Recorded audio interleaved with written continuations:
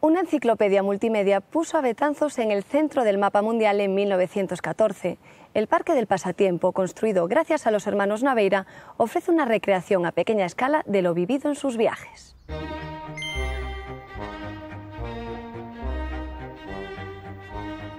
Betanzos, 1914. Juan García Naveira ve concluida por fin su obra cumbre, el Parque del Pasatiempo.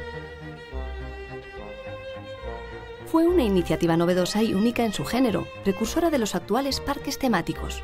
Con un fin eminentemente didáctico, se llegó a considerar una enciclopedia multimedia. Se empieza a construir en 1883. Naveira, emigrado en Argentina, goza de una buena situación económica y quiere ayudar a su pueblo de origen, así que decide crear este lugar de esparcimiento por varios motivos. 200 jornaleros trabajarían en su construcción y los beneficios que se atrajesen del parque irían destinados al Asilo García Hermanos, impulsado por él y por su hermano. Además de los fines económicos, Juan García quería también que se viesen plasmadas las vivencias de sus numerosos viajes. Así, el parque se convirtió en un vehículo de comunicación cultural con sus conciudadanos.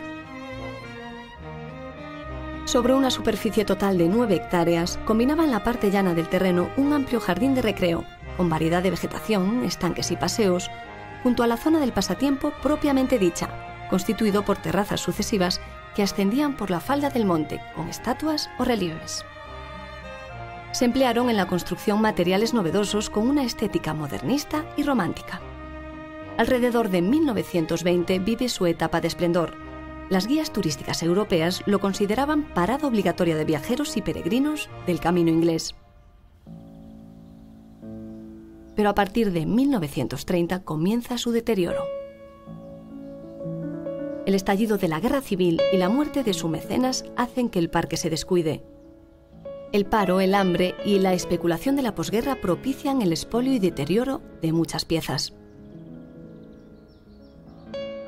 El paso de los años hace que la maleza y la vegetación se vayan apoderando del recinto, ocultándolo casi en su totalidad, hasta que en 1986 el ayuntamiento compra los terrenos y el parque comienza a renacer. Más de un siglo después, de los 90.000 metros cuadrados tan solo quedan 9.000. Y aunque dicen que los espacios más espectaculares han desaparecido, el parque sigue teniendo numerosos atractivos que hacen que merezca la pena visitarlo. Grutas por explorar y pasadizos que siguen manteniendo misterios del pasado. Los estanques que aún se conservan no dejan indiferente al que se acerca hasta el parque. Además, numerosos murales policromados reproducen medios de transporte como el aeroplano, el funicular o el teledirigible. De sus viajes por el mundo se conserva aún la pirámide de Keops o la mezquita de Mohamed Ali. Y no podía faltar un especial homenaje a su segundo hogar, Argentina.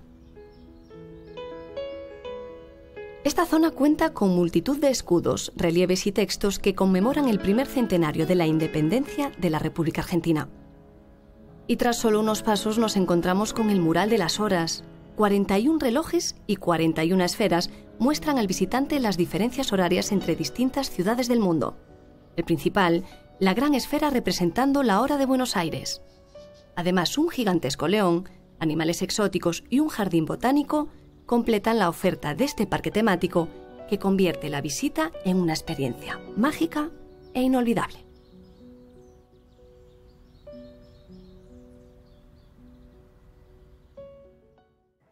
Nos vamos, señores, gracias por estar ahí. Nos vemos en 7 días. Recuerden que estamos a su disposición en la red.